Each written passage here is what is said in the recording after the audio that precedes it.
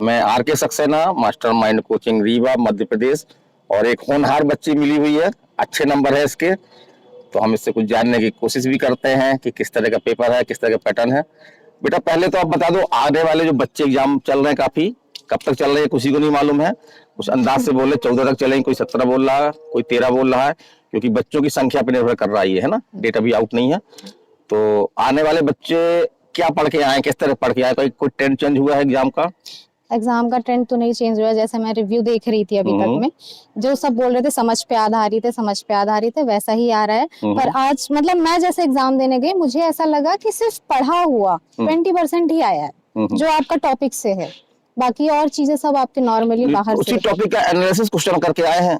नहीं, analysis question करके तो नहीं आए, बट ये देख लेते हैं कि हाँ किस टाइप के क्वेश्चंस आ रहे हैं आज की, मतलब जैसे कि आज जिस हिसाब से मैं पेपर दी उसमें से, जैसे आपका न्यूट्रिशन वाला पार्ट था या आपका वो था मैनेजमेंट था, इनमें से पंचवर्षीय योजनाएं और ये मैनेजमेंट से तो आपके गद्यांश टाइप के आते थे उसमें से। गद्यांश एक आया था जिसमें से आई थिंक 10 क्वेश्चन आए थे संचार का। हाँ कम्युनिकेशन का आया था और हाँ बस थोड़ा सा घुमावदार था, बहुत टफ क्वेश्चन नहीं थे। मुझे लगता है 5 क्वेश्चन ऐसे थे जो आप मतलब बिना पढ़े ही गद्यांश को कर सकते हो, और 5 क्वेश्चन ऐसे थे कि जो आपको थोड़ा सा 1-2 बार पढ़ के और थोड़ा अपना समझ लगा के। अच्छा, कुछ बच्चियां बोल रही थी कि मैथ से कुछ ऐसे जो टॉपिक दिए गए थे उस टॉपिक से बाहर से क्वेश्चन आ रहे हैं। नहीं ऐसा तो कुछ नहीं। हाँ पर एक कुछ ग्राफ से रिलेटेड क्वेश्चन आया था, वो मुझे भी समझ में नहीं आया था कि वो कुछ 2x + 3y = 12 और उसमें ना ग्राफ करके x का क्या ग्राफ होगा इसमें कुछ है, तो वो मुझे कुछ समझ नहीं आया। रीजनिंग के टॉपिक बता दीजिए। रीजनिंग के तो क्वेश्चन बस वही आपका था, अल्फाबेटिकल ऑर्डर्स थे और तो ऐसा कुछ भी नहीं। सिंपलीफिकेशन नहीं कर रहे हैं। मैथ्स में आया था सिंपलीफिकेशन? नहीं मैथ्स में सिंपलीफिकेशन नहीं आया था। क्यूब का आया था एक क्वेश्चन रीजनिंग में, और नहीं मैथ्स में रीजनिंग, मैथ्स में क्यूब का आया था, ट्रायंगल का आया था, और एक नॉर्मल आपका परसेंटेज पे बेस आया था, और एक प्रॉफिट लॉस पे आया था।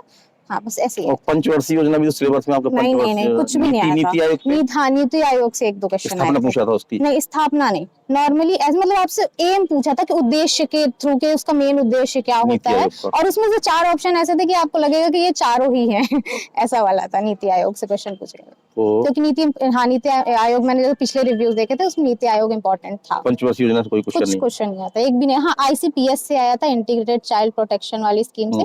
ICDS से एक क्वेश्चन आया था, ICPS से 1-2 मतलब एक्ट बहुत सारे हैं इसमें, काफी महिलाओं संबंधित, बच्चों संबंधित। हाँ एक्ट थे, बट जैसे वैसे डायरेक्ट आपका नहीं पूछा जा रहा है कि डेट से रिलेटेड एक्ट नहीं पूछे जा रहे हैं। वुमेन एम्पावरमेंट से पूछा जा रहा है कि हाँ महिला सशक्तिकरण क्या है, और ये सभी फ्रेंच योजना जो चलती है उससे एक क्वेश्चन आया था। ऐसी चीजें आ गई। और क्या पूछें आगे वाले बच्चों को, बता दीजिए अपने मन से। आगे वाले बच्चों को बस ये है कि नॉर्मली समय तो कम नहीं पड़ रहा है। नहीं समय तो नहीं। हाँ पर मैं ये कह सकती हूँ मैनेजमेंट काफी लेंथी आया था।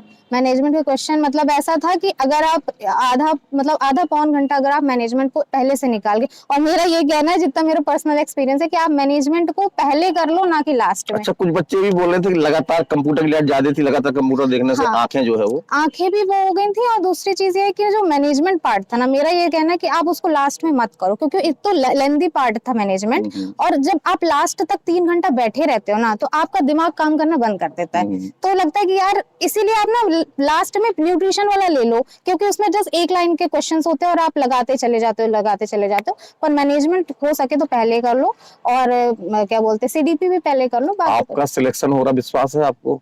सर अभी तो नंबर ठीक कितने आ रहे हैं? 170 नंबर है। 170 नंबर है। कैटेगरी कौन सी है? जनरल है मेरी। तनुष्का खरे नाम है। EW है? तनुष्का खरे नाम है मेरा। खरे है ना? कायस्थ हैं आप? जी कायस्थ हूँ। और हम भी आर के सक्सेना कायस्थ ही हैं।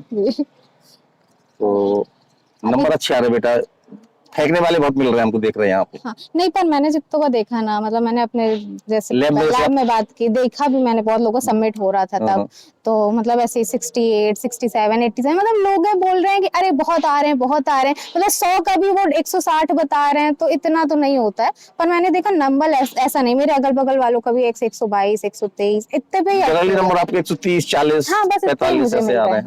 और 100 के नंबर 100 से भी कम मिले हैं। 100 से नंबर भी कम है। मैंने खुद ही 2-3 लोग का देखा 87 है, किसी का 66 है, ऐसा वाला है। अब क्या पूछा जाए आपसे? हो गया बस इतना ही।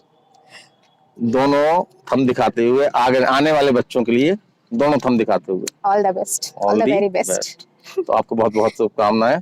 Thank you so much. मैं R K. Saxena, mastermind coaching Rewa, Madhya Pradesh. अगले वीडियो में फिर मिलते हैं एक नए अपडेट के साथ, नई जानकारी के साथ। Thank you.